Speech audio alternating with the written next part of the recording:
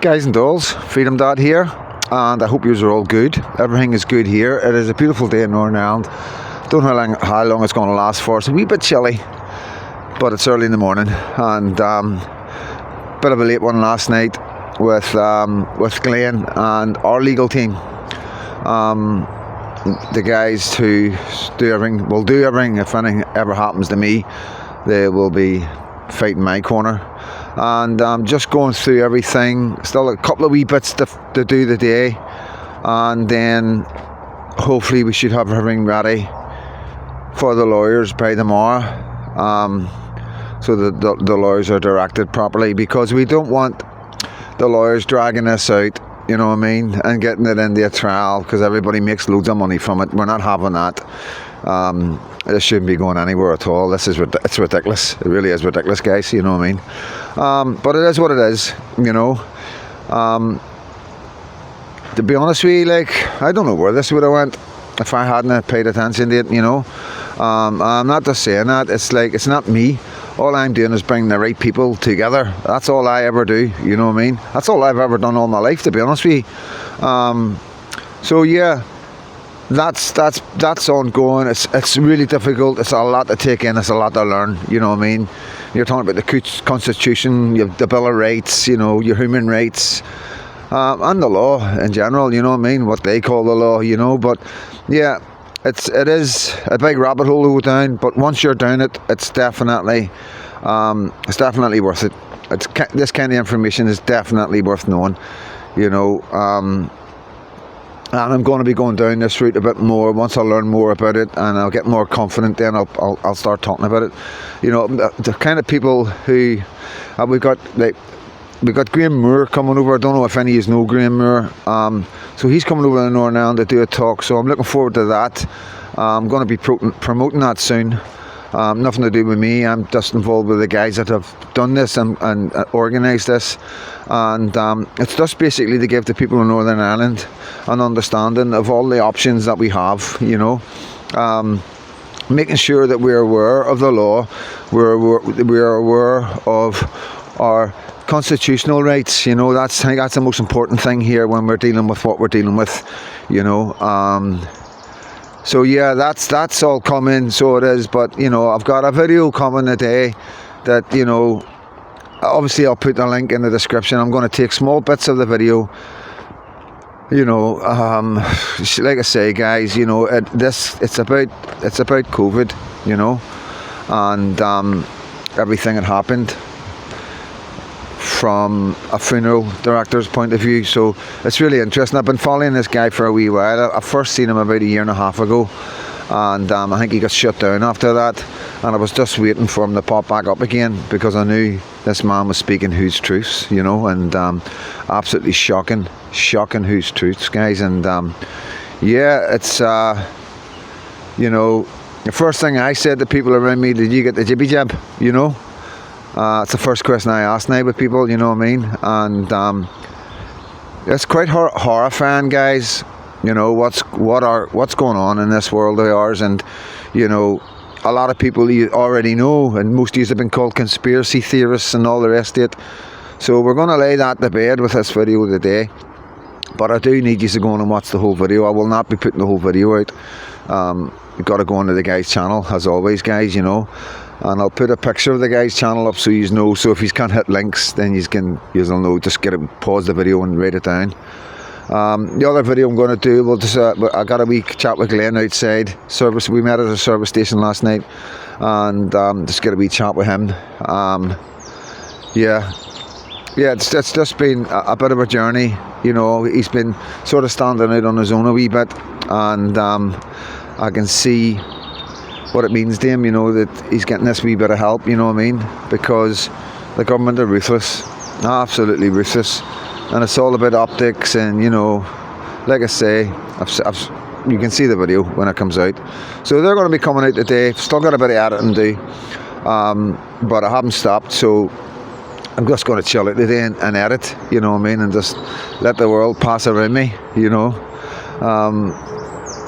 The good thing is that I get peace to do it and all that, you know what I mean, and I'm well looked after, guys. I really am. Like, got really, really good, loyal people around me.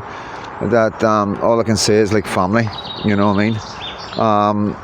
And that's, you know, everywhere, you know what I mean? That is every area I go into.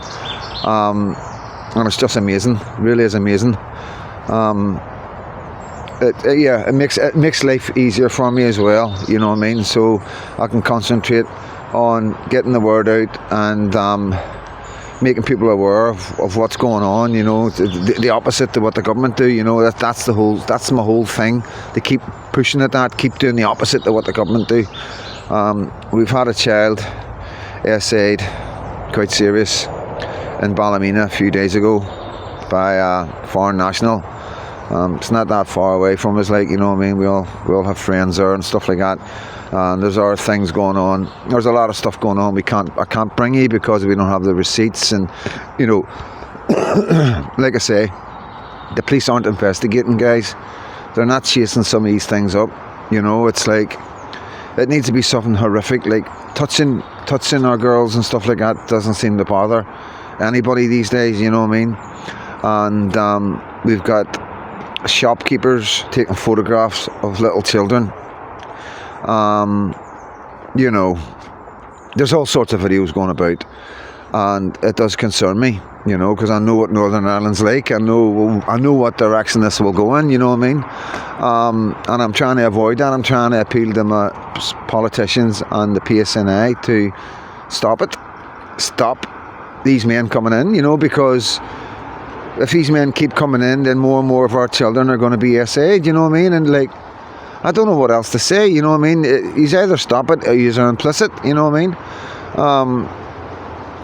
It's difficult right now, guys. It is difficult, but the main thing is we still have a chance in Northern Ireland, you know. Still a lot of work to be done, but like I say, if you knew what I was doing off camera, who I was talking to, the conversations we're having, the options that we have and the direction that we're going in, could go in, it's phenomenal for Northern Ireland. And like I say, all I do is report. I'm eyes, I'm looking to see what's going on, and hopefully, you know, bring the best out in some people. I can only give my eyewitnesses account as well of what I've been through, what I've seen, and what's going on, you know. And like I say, guys, it's not difficult when you got the government bringing out charts like this, you know. I'm not going to go on about it too much because everybody else is covering it, but I'm going to move it over to here. So as you can see with the chart, what they've done, you know, and I want to make this clear. You can see the percentage.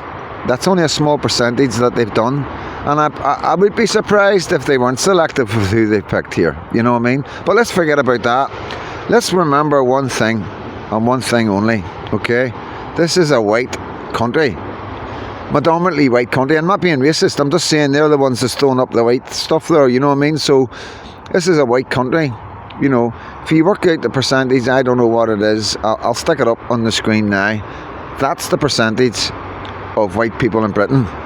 Okay, let's throw up the percentage of Pakistanis in Britain. So there's the Pakistanis in Britain.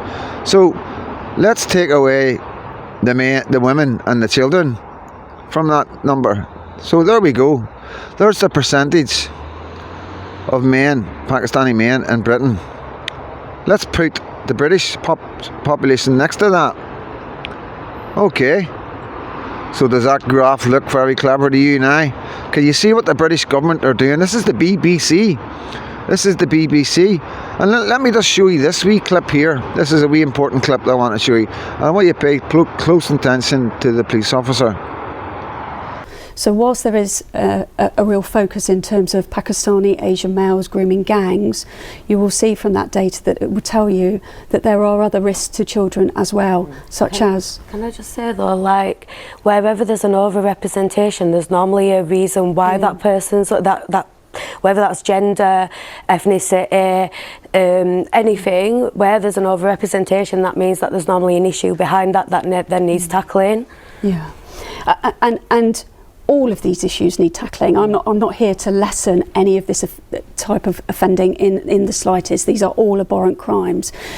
These crimes are still relevant today. That's what I was going to ask. These ladies are talking about historic crimes, but actually, is it happening now? Data, yeah. These are actually crimes that happen in society today. So can you understand the disproportional? What's going on here? It's they're trying to con us again. They're trying to fool us. They're trying to say, oh, it's okay, you know, it's okay that, like, I'm not going to say it. I'm not going to say it, but it's not okay. It's not okay that these men are here abusing our children. You got to understand that. This isn't our thing. They're not touching. It's not their own kids. It's not their own kids. Okay, it's predominantly white or Sikh children. That's the truth, and it's still going on today. There's still Sikhs up in arms today in England because nobody's helping them. Nobody's doing anything about the grooming of their children today. They put their innings in those days, resistance, because we stood up as a community. We've had enough of failures, of our girls being taken, of our women being raped. Issue is, as Sikhs, there's cultural similarities with the Pakistani community, and because there's similarities, they are targeting our children because of language, because of the music, because of the food. So there's so many similarities that they've got more angles to target our children, and under the guise of humanitarian aid of Palestine and things like that, they are using that to radicalize our children. So as a community, we care for genocide, we care for humanitarian. However, that doesn't mean that our children should be taken away from their families, taken away from their home, radicalized, groomed, coerced, raped, abused and exploited across the country. And that's where we take a stand as a community. We always have and always will.